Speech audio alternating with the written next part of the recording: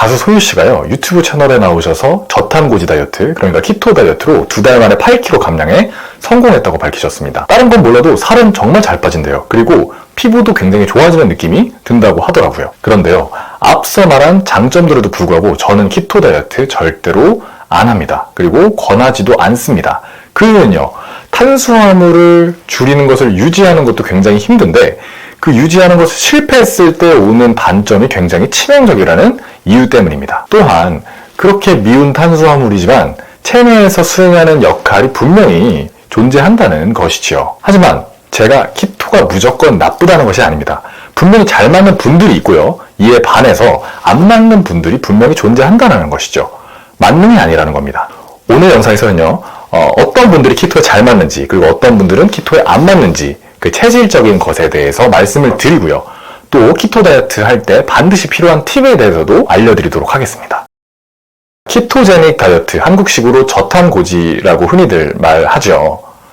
간단하게 설명해서 탄수화물을 극도로 제한하는 대신에 좋은 지방을 많이 섭취하겠다는 얘기입니다. 간략하게 먼저 장점부터 설명드릴게요. 키토의 장점은 굉장히 명확합니다. 몸의 염증 자체가 많이 줄어들어요. 살도 잘 빠지고요. 왜 대부분의 염증은 탄수화물에서 온다고 얘기를 많이 하잖아요.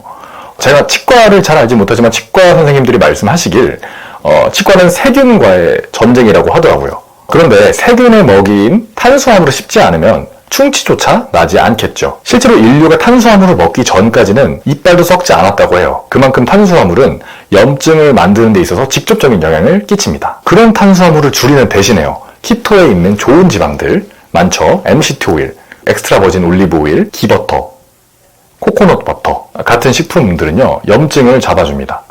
가끔 가다가 저탄고지가 콜레스테롤 수치를 높인다고 저탄고지에 반대하시는 분들이 있는데 저는 거기에 전혀 동의하지 않아요. 우리가 흔히 HDL이라고 불리는 좋은 콜레스테롤의 순기능이 굉장히 많거든요. 총 콜레스테롤 자체가 높아진다고 해서 이게 뭔가 기능에 문제가 생긴다거나 건강에 악영향을 끼친다 하기에는 무리가 있습니다. 제 주변에도 키토를 하셨던 분들이 꽤나 많이 계세요. 그분들이 하나같이 하시는 말씀들이 피부가 굉장히 좋아졌다고 합니다. 피부 때문에 시작한 게 아닌데도요. 그리고 염증 수치 자체가 줄어드니까 허리 통증, 무릎 통증 같이 몸에 있었던 통증 자체가 굉장히 내려갔다고 하거든요. 몸도 이에 따라서 가벼워지고요. 그런데 그분들 중 지금 키토를 진행하고 계신 분들은 한 분도 계시지 않습니다. 왜 그럴까요? 지금부터 키토의 단점에 대해서 말씀드리도록 하겠습니다. 그리고 그 단점들 때문에 생기는 키토에 안 맞는 체질들까지 쭉 이어서 설명을 드려볼게요. 단점 첫 번째입니다. 키토는 일반적으로 탄수화물, 단백질, 지방 1대 2대 7 정도의 비율을 권하는데요. 그런데 탄수화물은 사실 우리 몸에 굉장히 중요한 에너지원이에요. 탄수화물을 줄이는 즉시 몸에 힘이 떨어지는 느낌이 들면서 체력 자체가 저하되는 느낌을 누구나 받으실 수 있을 겁니다. 몸이 가벼움과 별개로 몸의 기운 자체가 좀 없어진다는 얘기지요. 거기다가 소화기관 문제가 발생할 수 있어요. 가장 흔한 건 변비입니다. 변비까지도 보충제나 어떤 식이섬유질을 섭취를 해서 해결할 수 있긴 하거든요. 그런데 지방질 소화가 선천적으로 안 되시는 분들이 계십니다. 이런 분들은 탄수화물이 부족해서 안 그래도 기운이 없는데 지방질이 소화가 안 되니까 더 기운이 빠지는 악순환에 빠지게 됩니다. 저는 당류를 줄여달라고 항상 말씀을 드리는 사람입니다. 하지만 섬유질이 많은 복합탄수화물은 우리의 적이 아닙니다. 두 번째는 유지의 측면입니다. 저희 채널에서 말씀드리는 다이어트는 유지가 가능한, 지속 가능한 다이어트예요. 정확히 말하자면 뺄 때는 확실히 한 번에 빼고 그 이후에 유지 자체는 지속이 가능하게 만드는 다이어트를 말하는 건데요. 정확히 어떤 개념인지 궁금하신 분은 위에 카드를 클릭을 해주시면 될 것 같고요. 자, 그런데 키토는 유지가 사실상 불가능합니다. 심지어는 유지를 못하는 순간 그 타격이 너무 치명적이에요. 자, 회사에서 같이 점심 못 먹어요. 약속 못 잡죠. 그래요. 한 번 정도는 탄수화물 먹을 수도 있죠. 키토 하다가 한 번 탄수화물 들어간다고 큰일이 나거나 그러진 않습니다. 하지만 일정 정도 이상의 탄수화물이 들어가면요, 키토는 그 순간 살이 잘 찌는 식단으로 급변모하게 됩니다. 생화학에서 나오지만 우리 몸에서는 탄수화물을 먼저 다 사용하고 그 이후에 지방을 분해해서 사용을 하거든요. 그런데 키토를 하시다가 탄수화물을 일정량 이상 섭취를 하게 되면요, 무조건 그 탄수화물을 먼저 분해해서 사용을 하고 그 이후에 지방질을 사용을 하게 되는데요. 문제는 지방을 많이 섭취하고 있었죠. 키토를 다이어트를 하면서요. 따라서 지방을 태우는 기간이 굉장히 오래 걸리게 됩니다.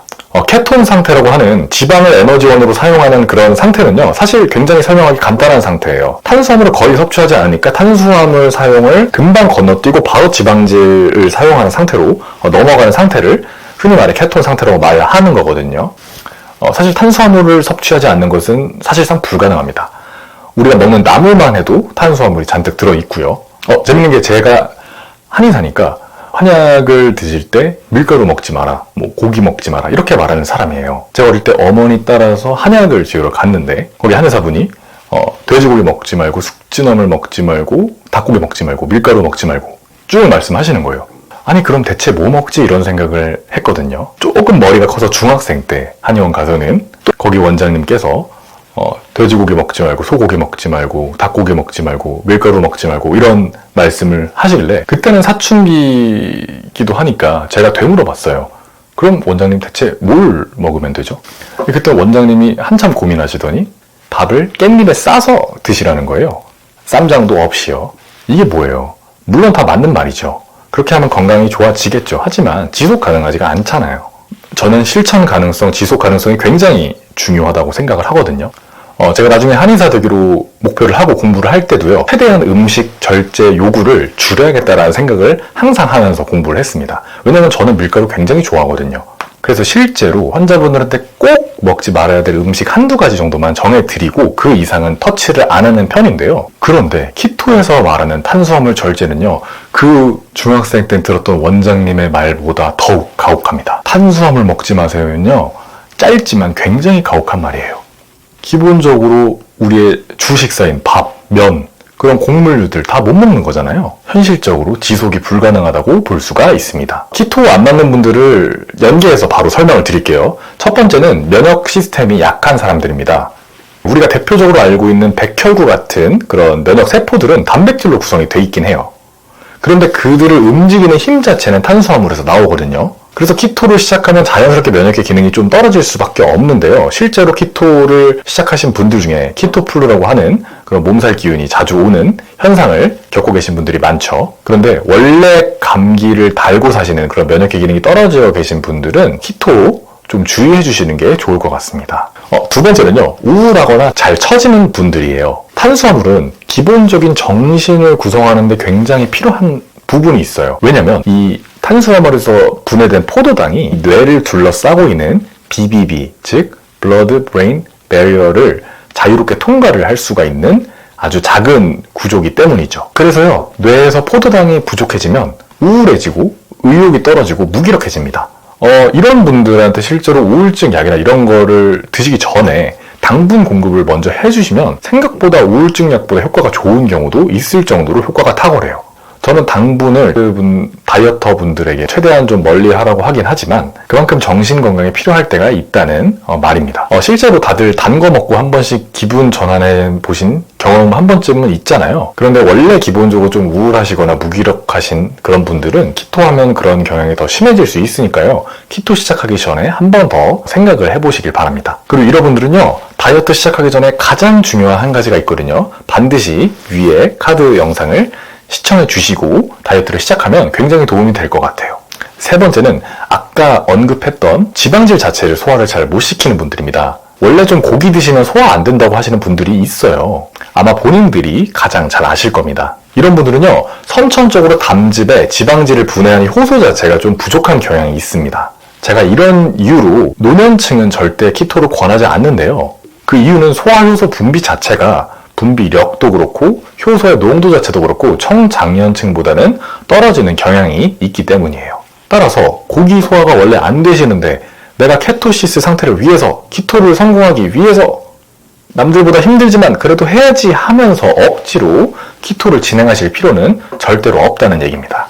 반대로 이런 분들은 키토 하셔도 되시는 분들이에요. 돈 많은 사람, 시간 많은 사람들이에요. 슬프지만 이게 현실입니다. 그리고 기본적인 요리에 소질이 있으신 게 좋아요. 왜냐면 스스로 좀 식사를 만드셔야 되는 경우가 많기 때문에 만약에 후라이팬 한 번도 잡아보신 적이 없으시다면 키토를 하시는 건 불리한 선택이 될 수가 있습니다. 스스로 요리를 웬만하면 해먹어야 되는데 식재료 가격이 굉장히 아무래도 들죠. 그리고 가격은 건강을 위해서 어느 정도 돈을 낼 수 있지 뭐 하더라도요. 예를 들면 점심시간에 직장인이시다 하시면 쉽지 않아요. 점심시간에 다들 점심 식사 하시는데 따로 키토 식단 챙겨 드시기 쉽지 않죠. 그리고 또 약속도 가야 되잖아요. 올해는 절대 못합니다. 그리고 말씀드렸다시피 좀 힘이 안 나기 때문에 장기적으로는 결국에 그만두게 되시더라고요.